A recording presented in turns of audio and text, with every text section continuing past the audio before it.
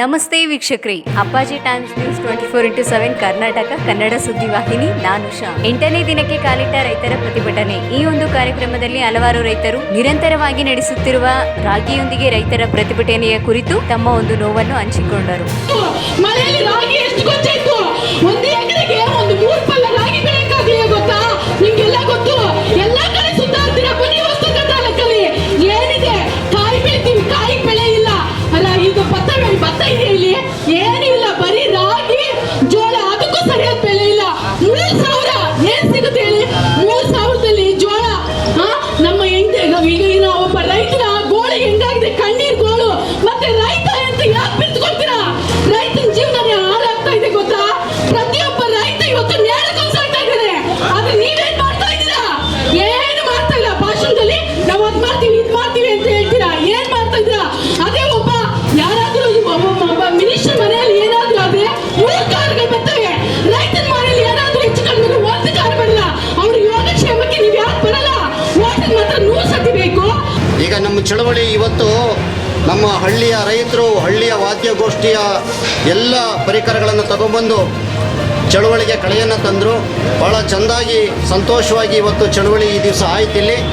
ಇನ್ನು ಮುಂದೆ ಸರ್ಕಾರ ತುರ್ತಾಗಿ ತೀರ್ಮಾನ ತಗೊಳ್ಳದೆ ಹೋದರೆ ಸಂಬಂಧಪಟ್ಟಂಥ ತಹಶೀಲ್ದಾರರವರು, ಜಿಲ್ಲಾಧಿಕಾರಿಗಳವರು, ಉಪವಿಭಾಗಾಧಿಕಾರಿಗಳು ಜವಾಬ್ದಾರಿಯನ್ನು ತಗೊಂಡು ಸರ್ಕಾರದ ಕಡೆಯಿಂದ ಮಾಹಿತಿ ತಗೊಂಡು ಅವ್ರು ಇಲ್ಲಿ ಬಂದು ಖಚಿತ ಮಾಹಿತಿಯನ್ನು ಕೊಡೋವರೆಗೂ ಕೂಡ ಚಳವಳಿ ಬೇರೆ ಬೇರೆ ಸ್ವರೂಪದಲ್ಲಿ ಚಳವಳಿ ನಡೆಯುತ್ತೆ. ದಿನದಿಂದ ದಿನಕ್ಕೆ ನಾವು ಬದಲಾಯಿಸುವಂಥ ಕಾರ್ಯಕ್ರಮವನ್ನು ಮಾಡ್ತೀವಿ. ಅಂತಿಮ ಹಂತಕ್ಕೆ ನಾವು ಬಂದ್ ಮಾಡುವಂಥ ಕಾರ್ಯಕ್ರಮ ಇರ್ಬೋದು, ರಸ್ತೆಯನ್ನು ತಡೆ ಮಾಡುವಂಥ ಕಾರ್ಯಕ್ರಮ ಇರ್ಬೋದು. ಮತ್ತು ಇಲ್ಲಿ ಕಚೇರಿಗೆ ಇನ್ನೆರಡು ಕಡೆ ತಾಲೂಕು ಆಡಳಿತ ನಡೀಲಿಕ್ಕೆ ಅವಕಾಶ ಕೊಟ್ಟಿದ್ದೀವಿ. ತಾಲೂಕು ಆಡಳಿತ ನಡೀದೇ ಇರೋ ರೀತಿ ಆ 2 ಬಾಗಿಲುಗಳನ್ನು ಕೂಡ ಬಂದ್ ಮಾಡುವಂಥ ಕೆಲಸಕ್ಕೆ ಮುಂದಾಗಬೇಕಾಗತ್ತೆ. ಇದು ಒಳ್ಳೆಯ ಬೆಳವಣಿಗೆ ಅಲ್ಲ. ಆ ಕಾರಣಕ್ಕೆ ಆಡಳಿತಾತ್ಮಕ ವ್ಯವಸ್ಥೆಗಳು ಬಹಳ ಜವಾಬ್ದಾರಿಯುತವಾಗಿ ನೋಡ್ಕೋಬೇಕು ಅಂತೇಳಿ ನಾನು ಒತ್ತಾಯಪೂರ್ವಕವಾಗಿ ಹೇಳ್ತಾ ಇದ್ದೀನಿ. ಒಂದು ಕಾರ್ಯಕ್ರಮದಲ್ಲಿ ಹಲವಾರು ರೈತರು ರಾಗಿಯೊಂದಿಗೆ ರೈತರ ಪ್ರತಿಭಟನೆಯ ಕುರಿತು ಅನ್ಯಾಯದ ವಿರುದ್ಧ ಆಕ್ರೋಶ ವ್ಯಕ್ತಪಡಿಸಿದರು.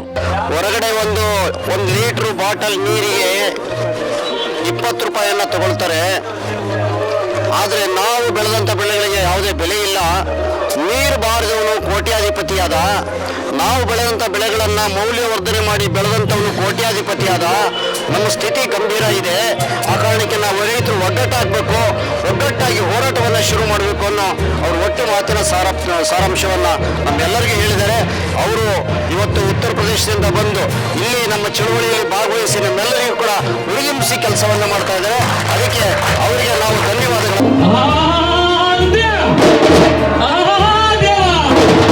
ಹೊಸದುರ್ಗ ತಾಲೂಕಿನ ಜನತೆಗಳೆಲ್ಲರೂ ಬೆಂಬಲ ಬೆಲೆ ಯೋಜನೆಯಲ್ಲಿ ದೊಡ್ಡ ರೈತರು, ಸಣ್ಣ ರೈತರು ಎಲ್ಲ ತಾರತಮ್ಯವಿಲ್ಲದೆ ರಾಗಿ ಖರೀದಿ ಮಾಡಬೇಕೆಂದು ತಾಲೂಕು ದಂಡಾಧಿಕಾರಿಗಳು 8 ದಿನಗಳಿಂದ 3 ದಿವಸ ಉಪವಾಸ ಸತ್ಯಾಗ್ರಹ, ಊಟವನ್ನು ಇಲ್ಲೇ ಮಾಡಿ ಬಡಿಸುವಂತ ಕಾರ್ಯಕ್ರಮವನ್ನು ಎಲ್ಲ ಜನತೆಗೆ, ನಮ್ಮ ರೈತ ಬಾಂಧವರಿಗೆ ಅನ್ನದಾಸೋಹವನ್ನು ಇಟ್ಟುಕೊಂಡು ಈ ತಾಲೂಕು ದಂಡಾಧಿಕಾರಿಗಳ ಕಚೇರಿಯ ಮುಂದೆ ಪ್ರತಿಭಟನೆ ನಡೆಸುತ್ತೇವೆ.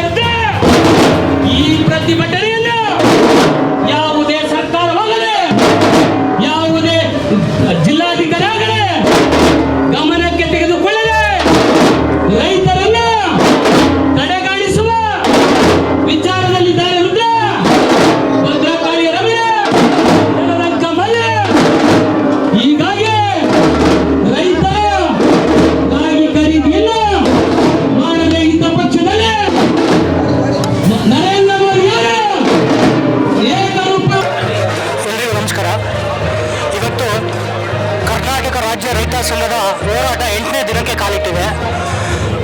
ಸಿದ್ವೀರ್ ಅಪ್ಪಾಜಿ ಅವರು ಒಂದು ಮಾತು ಹೇಳಿದ್ರು, ತಾಲೂಕಲ್ಲಿ ಏನು ಭ್ರಷ್ಟ ಅಧಿಕಾರಿಗಳಿದೆ, ಏನು ಭ್ರಷ್ಟಾಚಾರ ಇದೆ, ಆ ಇಲಾಖೆಗೆ ಒಂದು ಬಿಸಿ ಮುಟ್ಟುವಂಥ, ಚುರುಕುಗೊಳಿಸುವಂಥ ಕೆಲಸ ನಾನು ಮಾಡ್ತೀನಿ ಅಂತ ಇವತ್ತೆಲ್ಲ ರೈತರ ಅಂಟಮ್ಮಂದ್ರ ಪರವಾಗಿ ಮಾತು ಕೊಟ್ಟಿದ್ದಾರೆ. ಇದು ಭಾಳ ಸ್ವಾಗತಾರ್ಹವಾದಂಥ ಒಂದು ವಿಚಾರ. ಯಾಕೆ ಅಂದರೆ ಇವತ್ತು ನಮ್ಮ ಕೆಲಸ ನಮಗೆ ಸಾಕು ಅನ್ನೋ ನಾಯಕರು ಇರುವಂಥ ಕಾಲದಲ್ಲಿ ಅವರು ಎಷ್ಟೇ ಕಷ್ಟ ಇದ್ದರೂ ಅವ್ರ ಹೋರಾಟದ ಹಾದಿ ಇವತ್ತೇನು ಅವರು ಇಷ್ಟು ವಯಸ್ಸಾಗಿದೆ, ಈ ಸುದೀರ್ಘವಾದಂಥ ಹೋರಾಟದ ಹಾದಿ ಇದೆಯಲ್ಲ, ನಮ್ಮಂಥ ಯುವಕರಿಗೆ ಒಂದು ಶಕ್ತಿ, ಸ್ಫೂರ್ತಿ. ಸಿದ್ವೀರ್ ಅಪ್ಪಾಜಿ ಅವರ ನೇತೃತ್ವದಲ್ಲಿ ಈ ತಾಲೂಕಲ್ಲಿ ಏನಾದರೂ ಬದಲಾವಣೆ ಆಗಬೇಕು. ರೈತ ಸಂಘದ ಹೆಸರು ಕರ್ನಾಟಕ ರಾಜ್ಯದಲ್ಲಿ ರಾಜಾಜಿಸಬೇಕು. ಇವತ್ತೇನು ಮಂಡ್ಯ ಮತ್ತು ಏನು ಆ ಸೈಡ್ ರೈತರು ಇದೇ ಬರ್ತಾ ಇದೆ. ನಮ್ಮ ಕಡೆ ಅಂತ ನಾಯಕರುಗಳ ಕೊರತೆ ಭಾಳ ಇತ್ತು. ಇವತ್ತು ಆ ಭಗವಂತನ ಆಶೀರ್ವಾದ, ಈ ರೈತರು ಪ್ರಭುಗಳ ಆಶೀರ್ವಾದ, ನಮಗೆ ಒಬ್ಬ ನಮ್ಮ ತಾಲೂಕಿಗೆ ಧೀಮಂತ ನಾಯಕನ ಅವಶ್ಯಕತೆ ಇತ್ತು. ಎಲ್ಲ ಆಫೀಸ್ ಕಚೇರಿಗಳಿಗೆ ಹೋಗಿ ಒಬ್ರು ನಾಯಕರಿದ್ದಾರಪ್ಪ, ಸಿದ್ವೀರಪ್ಪಾಜಿ ಅವರು ಇದ್ದಾರಪ್ಪ ಅನ್ನೋ ಒಂದು ಸಂದೇಶ ನಮ್ಮ ತಾಲೂಕಿಗೆ ಸಿಗಬೇಕಾಗಿದೆ. ಅವರು ಈ ಒಂದು ಕಾರ್ಯಕ್ಕೆ ಕೈ ಹಾಕ್ತಿರೋದಕ್ಕೆ ಈ ರೈತರ ಪರವಾಗಿ, ನಮ್ಮ ತಾಲೂಕಿನ ಸಮಸ್ತ ಯುವಕರ ಪರವಾಗಿ ಒಳ್ಳೆ ಅರ್ಪಿಸ್ತಾ ಇದ್ದೀನಿ. ದಯವಿಟ್ಟು ನಿಮ್ಮ ಚಪ್ಪಾಳೆ ಮೂಲಕ ಅವ್ರಿಗೆ ಇನ್ನೂ ಶಕ್ತಿನ ತುಂಬಬೇಕು. ನಮಗೆ ಬೆನ್ನೆಲುಬಾಗಿ ನಿಂತಿದ್ದಾರೆ ಬಂಧುಗಳೇ. ಅಂತ ನಿಟ್ಟಿನಲ್ಲಿ ನಾವು ಕೂಡ ಅವರಿಗೆ ಕಾರ್ಯಕ್ರಮವನ್ನು ಯಶಸ್ವಿಯಾಗಿ ಹೊಸ ಸತ್ಯಾಗ್ರಹ, ತಾಲೂಕಿನಾದ್ಯಂತ ರಾಜಬೀದಿಯ ಮೆರವಣಿಗೆ ಎಲ್ಲ ಕಾರ್ಯಕ್ರಮವನ್ನು ಮುಗಿಸಿ 8ನೇ ದಿವಸಕ್ಕೆ 10 ಜನಗಳು ನಮ್ಮ ಉಪವಾಸ ಸತ್ಯಾಗ್ರಹವನ್ನು ಮಾಡಿಕೊಂಡು ಬರ್ತಾ ಇದ್ದಾರೆ ಬಂಧುಗಳೇ. ಅಂತ ಒಂದು ನಿಟ್ಟಿನಲ್ಲಿ ನಾವೆಲ್ಲರೂ ಸಹಕರಿಸಬೇಕಾಗಿ ಮತ್ತೊಮ್ಮೆ ಮನವಿಯನ್ನು ಮಾಡಿಕೊಳ್ಳುತ್ತಾ आप सभी का धन्यवाद और मीडिया वालों का भी धन्यवाद है। पहली बात तो है, इतनी मीडिया है हमारे कर्नाटक में, लेकिन सिर्फ एक मीडिया वाला दिख रहा है यहाँ पे, वो भी सिर्फ ये। अब आप देख सकते हो। तो मैं आप सभी कर्नाटक वाले भाइयों से यही कहना चाहूँगा कि आप किसान का उगाया हुआ अनाज गेहूँ तो खा लेते हो, लेकिन अगर किसान परेशान हो उसकी तरफ देखते तक नहीं। ऐसा क्यों भाई? आप लोगों से ही पूछना चाहूँगा मैं, यदि आपके दक्षिण भारत या आपकी स्टेट का किसान परेशान है तो उसकी समस्याओं का समाधान करने के लिए उनके साथ लड़ाई लड़े।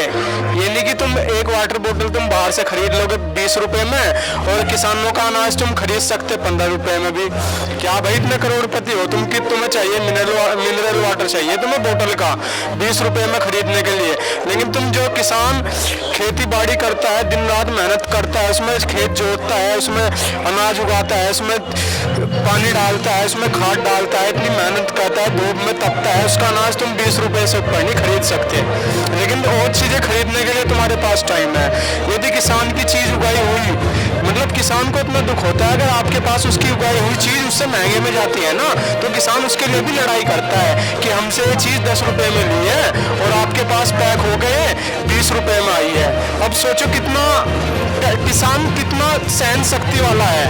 ये नहीं कि किसान पीड़ती है और पीड़ती होने के बाद उसे अन्याय मिल जाता है, उसे खुशी नहीं कहते, उसे सहन शक्ति कहते हैं, सहानुभूति कहते हैं। इसलिए आप सभी से मेरा निवेदन है कि आप सभी लोग आंदोलन में जुड़े, ज़्यादा से ज़्यादा जुड़े। जितना जुड़ोगे आप तभी सरकार को रोक पाओगे, वरना आने वाला टाइम ऐसा होगा कि सरकार आप पे भी राज करेगी और किसानों पे भी राज करेगी। आप सभी लोग जुड़े, जितने से जितना जुड़ना चाहते हैं। धन्यवाद। ಮಂತ್ರಿ ಆತನು ನುಂಗಿ ಕಾರಿನ ಮಂತ್ರಿ ಕೋರ್ಟ್ ನುಂಗಿ ಎಮ್ಮೆಲ್ಲೆ ಹಳ್ಳಿ ನುಂಗಿ ಎಮ್ಮೆಲ್ಲೆ ಚೇರ್ಮನ್ ನುಂಗವ್ನಪ್ಪಯ್ಯ. ಸರ್ಕಾರ ರೈತರ ನುಂಗೈತೆ, ಈ ದೇಶದಾಗೆ ಬರಗಾಲ ಎದ್ದು ನಿಂತೈತೆ. ಬೆಳೆದ ಬೆಳೆಯು ಮಳೆ ನುಂಗಿ ದವಸ ದಲ್ಲಾಳಿ ನುಂಗಿ ಇದ್ದ ಬಂದ ಕಾವನ್ನೆಲ್ಲ ಇಲಿಗಳು ನುಂಗಾಯ್ತಪ್ಪಯ್ಯ. ಸರ್ಕಾರ ರೈತರ ಇದಾಗಿತ್ತು ಈ ಕ್ಷಣದ ಸುದ್ದಿ. ಮತ್ತಷ್ಟು ಸುದ್ದಿಗಾಗಿ ನೋಡ್ತಾ ಇರಿ ಅಪ್ಪಾಜಿ ಟೈಮ್ಸ್ ನ್ಯೂಸ್.